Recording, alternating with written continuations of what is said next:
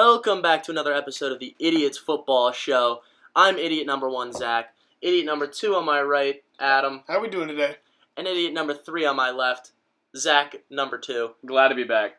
So we're just going to get right into it today. We're going to be talking about the NFL free agency. I apologize for that. The NFL trade deadline happened today at 4 p.m. And there was a lot of big movement within the NFL, so we just want to get right into it, kind of piece apart all these different trades and see what it means for each team. So we're going to get right into it, talk about Roquan Smith, a guy who I had mentioned on my Robert Quinn pod might be traded in the near future, and was. Surprisingly for nothing, though. He was traded for a second rounder and a fifth rounder to the Baltimore Ravens. Now, Yes, sir. I gotta know. As a Ravens fan, how do you feel about this trade?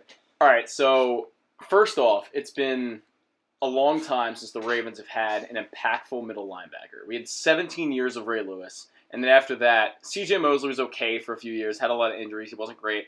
Patrick Queen's kind of been the C.J. Mosley replacement of sorts, and he's been disappointing. I mean, Queen's really struggled, and he's had some... Specifically in the run, he does have a hard time. Yeah, he's better in the pass game, but he's also not very good at that. I mean, he had his first pick just came this year, and it's his third year in the NFL. He's had his struggles. He really has. This is finally...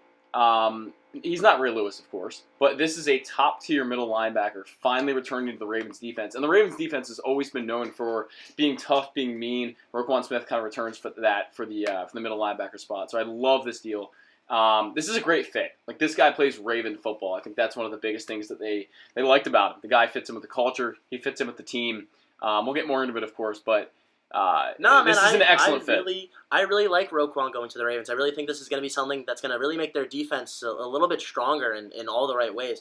I mean, they've had issues stopping the run this year, especially up the middle, and I think Roquan Smith he's definitely going to be the guy, the run stopper, the absolute weapon at your middle linebacker, inside linebacker position. I mean, this is a guy who, in a short amount of time in the NFL has really been an unbelievably impactful linebacker.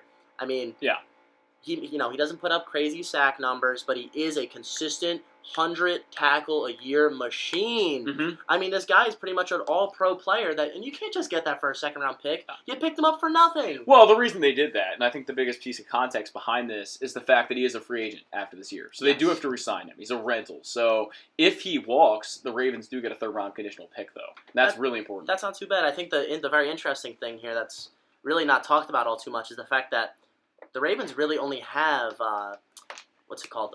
What's the thing you can do with the draft or when you sign guys for the 1 year? Franchise tag. Thank you. Yeah, so they actually only have one franchise tag, like every other team, but they have Lamar and Roquan Smith up. I mean, I wonder what's going to happen. That's a lot of money moving right there. That could potentially be $60 million a year between just those two players. My thought would be the Ravens are too smart, and they did this with Calais Campbell when they traded for him a few years ago. They extended him immediately. It was like not even 3 hours after they traded for him, he got I think it was 2-year extension, and he's still here. They're not going to make a trade, and especially giving up a second-round pick, they value picks so highly, they're not going to make a trade for a guy they're not going to extend. I think it was probably something where they already talked to Roquan, they said, are you interested in coming back? And he said, yeah, let's make something work. I think 100% they're going to re-sign Roquan Smith. They're not making that trade if they're not. Especially a guy who had the lock in the beginning of the season for the Bears. I mean, he really did want to stay in Chicago. Seemed like he loved the place. I mean, he even shed some tears when Robert Quinn, fellow former Bear, got traded to my Philadelphia Eagles. I mean, I really do think this guy is going to be an impactful player for your team. He's really going to help them try to get into the playoffs this year. Be more than just a wild card team. Really try to win that division. No doubt. And I'm excited to see what's to come for Roquan. Adam, do you have any comments, or are you just you kind of cool said it all? You really kind of said it all. What really is nice is that Roquan Smith is still on his rookie contract, so you've had him for cheap for this year, and if you are able to extend him after this year, he's going to be a great addition to your team throughout the rest of his career, or for however long you sign him for. And this trade signifies that you guys are pushing for that division lead, not just settling for a wild card spot. You want the division lead. No doubt. Awesome. So now we're going to move on to the second trade that happened today. We'll talk about T.J. Hawkinson being traded with a fourth rounder and a 2024 conditional pick for a second and a third rounder to the Minnesota Vikings. Now, this is a very interesting trade for a team like the Vikings, who's really the second best team in the NFC, which is kind of surprising to say for a team that everyone thought was probably going to be second place in their division, Not really anything crazy, not anything special. But T.J. Hawkinson, an in-division trade of a pretty great tight end. I think he's a pretty valuable asset. I think he'll really be able to provide Kirk Cousins with that safety blanket that he's sorely missed out on for the past couple of years. Tight ends are sometimes undervalued, I feel like, about how much they can bring to a team. T.J. Hawkinson can do a little bit of everything. He's definitely an above-average pass catcher, great run blocker as well. I think for the price that they got him, you could tell that Minnesota is all in for this year. They want to be Super Bowl contenders this year. Adding another weapon to that as well shows that now you have to open space more for Justin Jefferson and Adam Thielen and KJ Osborne. Their offense is now going to be firing on all cylinders once they work him into this. I think you're forgetting about the second fiddle of this offense, Dalvin Cook. How does this not open up the field a little bit more for Dalvin? It gives him a better run blocker, it just opens up the field with a better passer, or a better receiver, I'm sorry. Definitely. I'm very excited to see how this plays out. I wonder if T.J. Hawkinson is going to see a little bit less work than he was seeing already on the Lions. Granted, I have a hard time saying that if he will or won't, just because I don't know how he's exactly going to fit. But I think something that's going to be really beneficial for this Lions team is the fact that he's going to take a lot of pressure off Thielen. Because Adam Thielen, aging guy who's had some injury issues, he really does look like he's going to be quite the special player. If T.J. Hawkinson can really come into his own and actually get some more targets than 3 targets a game like he was seeing on the Lions for the most part. I think it's arguable he's a top 5 tight end in football. And like Adam said, there's so much top that 5? I think he's up there. Hawkinson has been really productive. He has the talent to definitely do it. He was Yeah. just also Now look, I on the know he Lions. killed Seattle. And Jesus. And I think that he's been so subdued by that offense. They haven't really let him be who he is because he's got Jared Goff as his quarterback. And he's really... They're number one a bad team, but he doesn't have a lot around him to protect him either. So he's going to be double covered in a lot of situations where now you have Justin Jefferson, guys like Dalvin Cook. There's other pieces for teams to worry about. So maybe it opens it up a little bit more for Hawkinson. I think he's a really good tight end, really talented. Kirk Cousins is going to get him the ball more than Jared Goff will. So I like this trade a lot with the Vikings. I'm huge on that. Fair enough. What's it called? Yeah, that's really all I have to say about T.J. Hawkinson. You boys have anything else to add? It was a very surprising trade once I first saw it. Agreed, yeah. And then it took me a while to realize, oh, wait, this makes a lot of sense. It does make a just lot of for sense. both teams. Yeah. Oh wait, the Lions suck. I forgot. They're terrible. Too bad my Dan Campbell. I was gonna say coach of the year. Really, that shit went right out the window. But you know what though? I'm glad to see the Lions are making moves. I do want to root for the Lions, and really, I hope they succeed in the near future, especially with MCDC at the helm. So let's move on to our next trade of the day. We saw Chase Claypool get moved for a second-round pick from the Steelers to the Bears. Now, this is a trade I was really surprised to see, specifically because I didn't think the Bears were going to be in the market to make trades to acquire players, especially guys like Chase Claypool, who apparently have a price tag of a second-round pick. Are you kidding me? What is that? It's also a high second-round pick. This is a considerably high. The Bears are going to be a probably bottom 5 team in football when it's all said and done. Bottom 5? I'd argue they'd be bottom 3. They could be. They should be counting their lucky stars the fact that Khalil Herbert won them 3 games. This could be picked 35.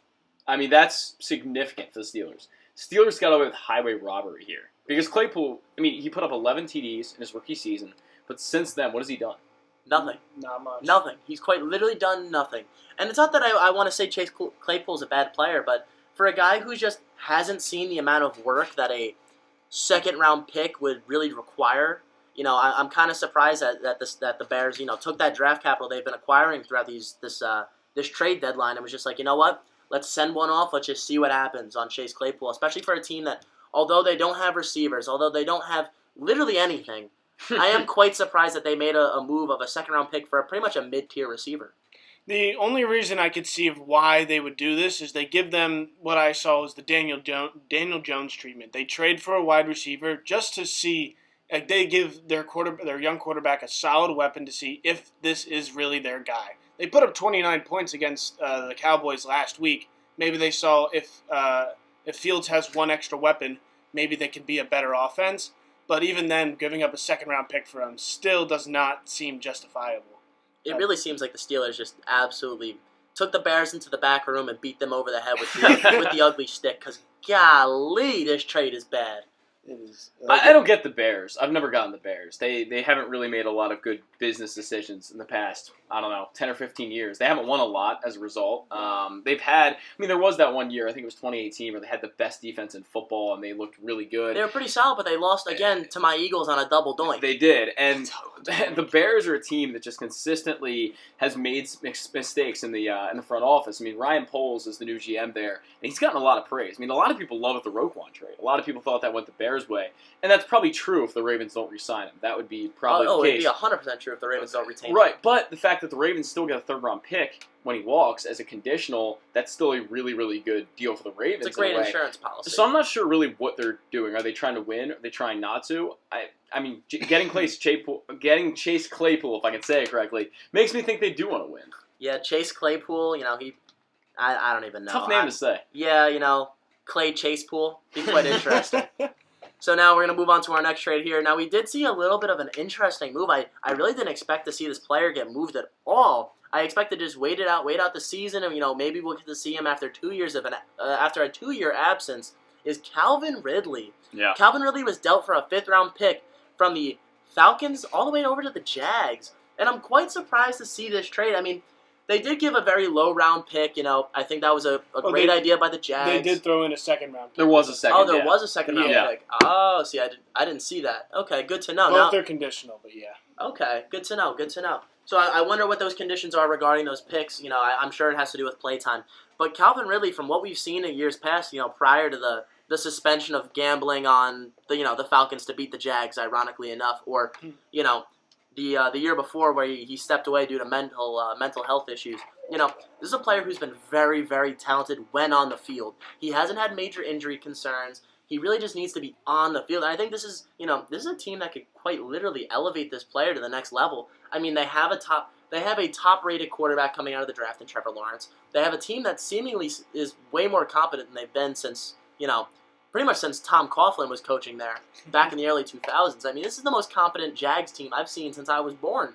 It really is. That's why I think they really wanted to make this trade, just so they are making improvements. As much as they've lost, 5 straight now, I think, there's still, you could see the improvements on both sides of the ball, that they are becoming a better team. This is a great trade for next year, for a better team next year, and that's what they're looking for. Yeah, all you can do is improve year by year, and I really do think that was a great future move. I think draft picks can only go so far, and when you're giving up a second and a fifth for a guy that's really established, and the biggest problem with him, you look at Fernando Tatis in baseball and what he's done with the Padres and how they kind of can't trust him to stay on the field because of with cheating with the PEDs and then getting injured. It kind of reminds me of what Calvin Ridley's done because he hasn't been on the field a lot, but when he is, he's one of the most talented players in football. I mean, the guy's fast, he gets open, he can catch, he does it all.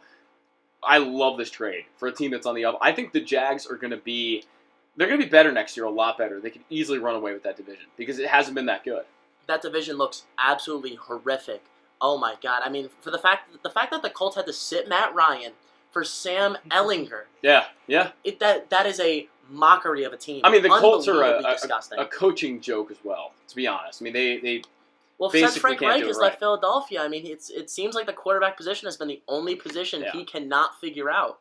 Completely can't figure it out whatsoever. They can't get around it after Andrew Luck left. And that really, this AFC South, it's been pretty bad for the past couple of years. It's really going to open up now. And if the Jags do make the right move, as they're probably seeing it right now, they can take this over as being the top team in the league, and they are in that division.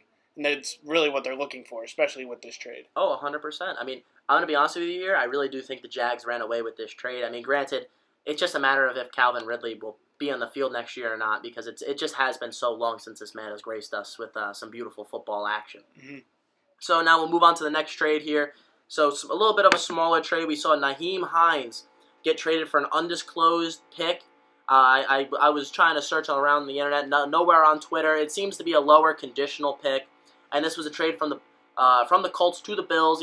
Not really surprising. I had heard of Nyheim Hines being on the move, being a guy they're looking to trade. Guy who's in the final year of his contract, has played pretty well while on the Colts, being a very big pass-catching running back. I think he's going to add a lot of value to the Bills. I mean, this is a team that you see, they're quite confused at the running back position. They don't really like Zach Moss. James Cook has done nothing for them this year. And for some reason, they keep wanting to get out of the Devin Singletary train. I mean, Devin Singletary's been a pretty solid guy his whole career. I mean, rushing for 800 yards, been a solid pass catcher. I mean, I don't really see the need to be so desperate to move off of this guy. But at the same time, I think Nyheim Hines was probably a perfect guy to do it with. You know, you give Nyheim Hines the passing down work. You really let Singletary work on the running game. You know, you really let that offense kind of flourish that way. I think it'll be very interesting moving forward here, especially as especially as the Bills have looked so good. They really are a top 3 team in the league, and I think this only elevates them further. Yeah, I mean, Hines has always been a good back. I would really say he necessarily stands out in any specific category. No, he's more of a role piece. He's solid across the board. You know, he'll probably get like 10 carries a game, somewhere around that, and he'll do well. The Bills are a team that honestly could always use to upgrade the rushing attack. So, you know, I definitely don't mind this move for them. I think that it's going to help them out a little bit. The Bills are so great through the air. They have one of the best passing offenses in the NFL. They've never really opened it up on the rush side of things. And Devin Singletary is a guy that I've always liked. I think he's pretty solid, but this just adds another element, another guy that's going to get some carries for them. So the Bills traded away Zach Moss in a conditional either 6th or 5th rounder. I'm not really sure. So funny enough, I did say Zach Moss's name before. Now he is no longer a Buffalo Bill. But I don't really think this matters all too much. He wasn't getting much playing time anyway. I think what the Bills are looking for more is speed out of their backfield. Nyheim Hines is very fast, can probably going to return their punts, probably return their kicks if they want them to.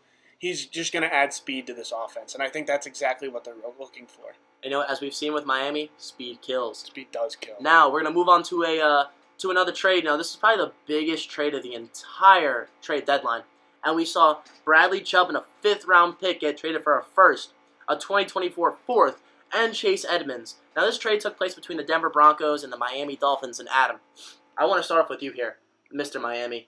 I got to know, how do you feel about acquiring Bradley Chubb? Bradley Chubb, this was exactly what this team needed for this year. What we were lacking in our entire offense and or defense, the entire team, is a pass rush. Through 8 games, we had around 15 sacks, I believe. And this is exactly what we needed to add to this defense. And it looks like as we traded for him, that we're going to sign him long term. Definitely making the moves to do that either after the season or during the season.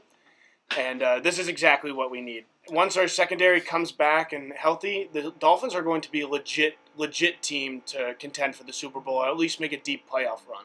I'm really excited for this. And Chase Edmonds didn't add much to the team either. So I'm happy we did not need him, and especially now. I was going to say, Chase Edmonds did really seem like an off-season flop, you know. Didn't seem like he added too much value to this team. It really just a second fiddle to Raheem Mostert, especially after Raheem Mostert came back. I mean, it seems that Chase Edmonds really just, you know, could not win that job for the life of him, especially after being the starter for, the first 4 or 5 weeks? Really. And what they wanted Edmonds to be is a pass catcher out in the backfield. But really, even doing that, that's not what their offense was all about. And that's not what they need for what they have at this time. They need somebody that's going to run the ball down the field when they need them to. The Mike McDaniels run offense is just like the 49ers. You can pretty much plug anyone back there, and they're going to do a really good job. Raheem Mostert is doing a very good job so far. And now, I know we're going to discuss it later, but Jeff Wilson is also going to step in this role and be somebody that's going to impact our team. Why didn't the Dolphins give up a 4th for Kareem Hunt? Because that's all the Browns were asking. They wanted a 4th. Was it really? That would have been a really great fit. I think far better than Jeff Wilson. Even though Jeff Wilson's a good running back, I'm not going to say he's not. But Kareem Hunt is a little more proven, and a guy who's the downfield back you're talking about. I would have loved that for the Dolphins. I think it makes a lot of sense. I do agree that taking on Kareem Hunt really is something that I think the Dolphins missed out on this year, especially if the price was only a 4th. It just doesn't seem like they have that big power back that can, you know, really move and get those yards between the numbers. I mean, yes, Raheem Mostert is good, but I just don't see him as being a very inside running heavy back. He's not, yeah. You're exactly right. We need somebody who's going to break tackles. And Kareem Hunt probably is that guy, but I think, we're going to discuss this now, what the Jeff Wilson trade is. I think it mostly mattered between the relationship between the Dolphins and the 49ers. Mike McDaniels coming from the 49ers. Yeah. He knows who he likes, and he likes Jeff Wilson. 100%. He likes the speed. He likes the size of him. So And definitely we saw Jeff Wilson play some great games, in the absence of Eli Mitchell. He was really an effective runner for a he's little while. going to get a lot of reps, and I can see him actually becoming the number one back after a couple weeks of this offense. If he can run better and break more tackles than Raheem, then he can definitely step up and be the top running back. That would be the most 49ers thing I've ever heard. But I want to get back on the subject of Bradley Chubb here. I mean, this guy is an absolute animal. He's a tank. I mean, you couldn't have asked for a better rusher coming in this trade deadline. I mean, yes, the Eagles got Robert Quinn, and I'm very ecstatic about that. But if we could have went out there and gotten Bradley Chubb, oh my God. I don't think you could even... I think Bradley Chubb is on a whole another level. He's an elite pass rusher. There's only a handful of those pass rushers left in this league right now, but Bradley Chubb really is the real deal. And how old is he? I believe he's in his mid-20s, early 20s. He's still in his mid-20s. I think very young. 26. Yeah. Perfect. It's Now they could re-sign him potentially coming up very soon. they're really looking to do that, and I think that's the right step to do. Keeping somebody on like that on your team for years to come, that is something that having a great pass rusher is something valuable that every team really needs. Something the Dolphins have sorely missed since Cameron Wake. Man. Yes. Oh, Something they've sorely very missed. badly. And this year especially. I think we saw it when the Ravens played the Dolphins this year, that last year I think they had the most sacks of any team on Lamar Jackson during that game. This year, I think so far they've had the least. I don't know if they got to him at all. No, they didn't get it. Yeah, they didn't get to him at all, and they still won that game. But the Dolphins have been lacking that one key thing, and that's pass rush. And now, you look at the Dolphins, they're stacked at every single position. I find it hard to believe this team's not making a deep playoff run. I very much agree with that. As long as Tua can hold up, I think this team will be ecstatic. So, now we're going to move on to really our last major trade. And I know it was a couple days ago, but I still think it's important to discuss. So we saw Kadarius Toney of the New York Giants get traded for a third and a sixth rounder to the Kansas City Chiefs. Dear Lord.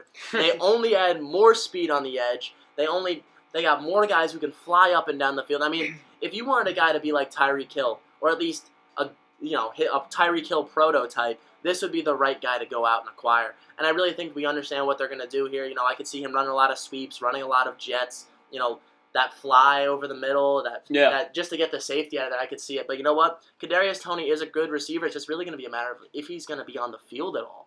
Yeah, I think he's one of the guys that has been criminally underused by the Giants. They just didn't really use him to his full potential when he was on the field, and obviously he's been off the field a lot of his career so far, and he's too. had a lot of off-the-field issues. He does seem like a little bit of a drama queen, which really hasn't helped, his whole case to stay on the Giants, hence why he was traded, especially for a third and a sixth round. I mean, this is a guy, last year was a first-round pick? I believe so, yeah. I mean, he's a guy who, like you said, the speed's there. He can kind of do it all. There's so much untapped potential in the guy that the Chiefs are going to do so many good things with. You know they will, because that's what they've done with basically every receiver. They can have any guy come through there, and they'll make him into a really good receiver because that's what the Chiefs do, and that's what Patrick Mahomes does.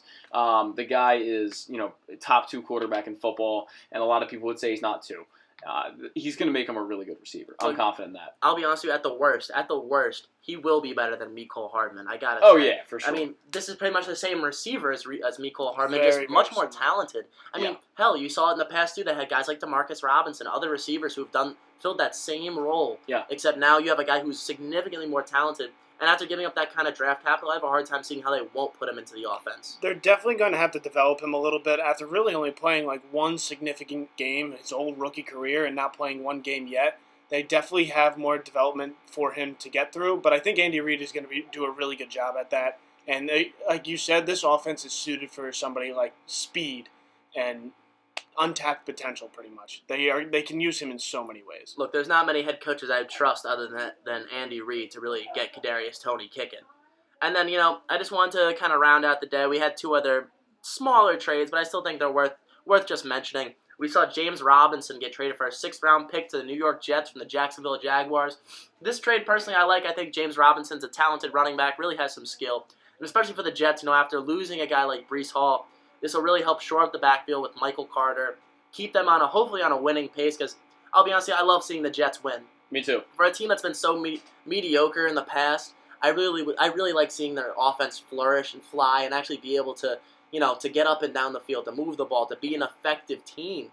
So that's something that, I am quite excited for. And obviously, I had a whole previous episode on Robert Quinn. I think he's going to be special. And if you want to hear more about Robert Quinn, please, I suggest you check out the last episode number 7.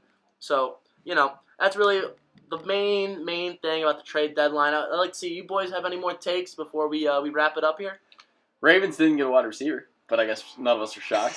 You know, I'm not shocked. I can't say I'm surprised, but at the same time, I'm a little stunned that they didn't go out there and get literally the biggest need for that entire team. They are content year in, year out with going with no one.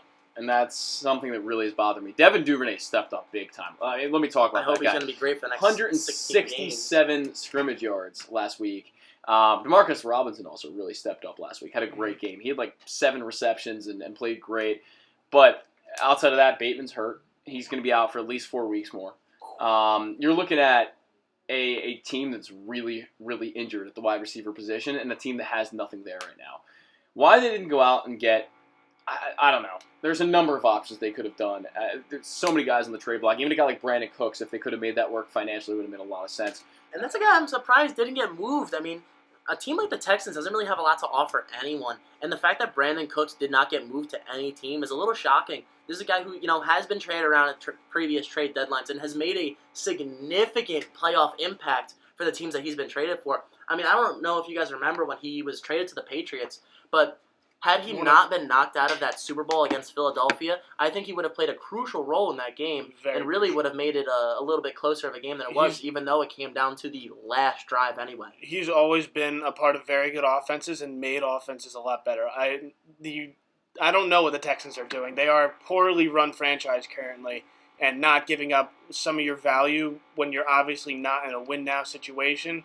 And it's not like they have a quarterback to develop. I mean, they're playing out here with Davis Mills and Jeff Driscoll. Jeff fucking Driscoll. He is garbage. They should just take any draft pick. Isn't Driscoll like the name of a strawberries company? It might be. He should be working for them. Well, you know what? He ain't that fresh. He's pretty expired. So, That's good. I like to say thank you, idiots, for listening. I really appreciate your time. Thank you so much for coming out. I'd like to thank idiot number 1 on my right. Always great to be here. Idiot number 2 on my left. Aren't I number 3? I think Technically, you're number 3, but we're all idiots. We're doing it different today. It's all the same. Yeah, great to be here. Hey, you know what? And idiot number 0, I'm going down in numbers now. In the middle, my name's Zach. Thank you so much for joining us on the Idiots Football Show. Have a good one.